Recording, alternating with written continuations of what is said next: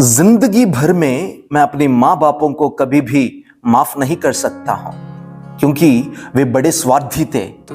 उनका स्वार्थ इस प्रकार का था, दिन भर अपने शरीर को कूटकर काम करते थे। शाम तक मिलने वाली दिहाड़ी को लेकर के घर वापस आते हुए अपने लिए एक पैसे भी खर्च नहीं करते थे, पर हमारे लिए कुछ ना कुछ लेकर आते थे।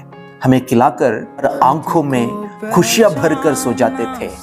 इस प्रकार की स्वार्थ को देखकर मैं उन्हें माफ नहीं कर सकता हूं। और ठंड की मौसम में रजाई से हमें उड़ाकर वे खुद ही दुपट्टा से अपने आप को ओढ़ के हमारी पैरों के तले सो जाती थी अपनी माँ।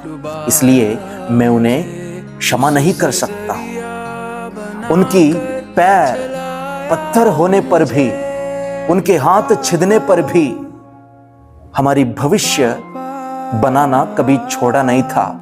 इसलिए अपनी अब्बा को मैं कभी माफ नहीं कर सकता हूं। रात के समय बचपन में पेशाब कर देते थे, बिस्तर गीला कर देते थे।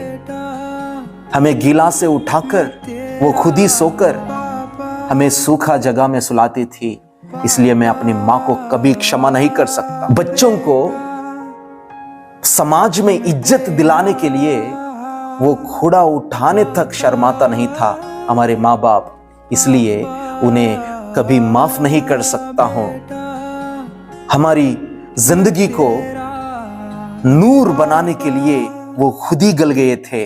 इसलिए उन्हें मैं क्षमा नहीं कर सकता हूं। वे खुद ही घर का नींव बनकर हमें खड़ा किए हैं, और इस बात को मैं समझ नहीं पाया था।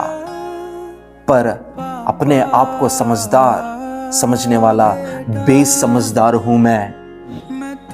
नीति वचन 17वां अध्याय 25वीं आयत इस प्रकार कहती है, मूर्ख पुत्र से पिता उदास होता है और जननी को शोक होता है। माता पिता को इज्जत देना, उन्हें अच्छा से देखभाल करना, ये बात परमेश्वर की ओर से हमें मिला हुआ आज्ञा नहीं, पर ये तुम्हारी, मेरी, हमारी फर्ज है।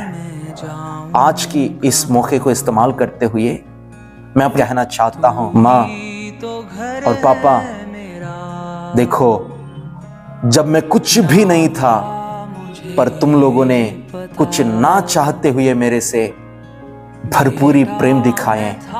इसी स्वार्थी प्रेम की वजह से मैं आप लोगों को कभी क्षमा नहीं कर सकता।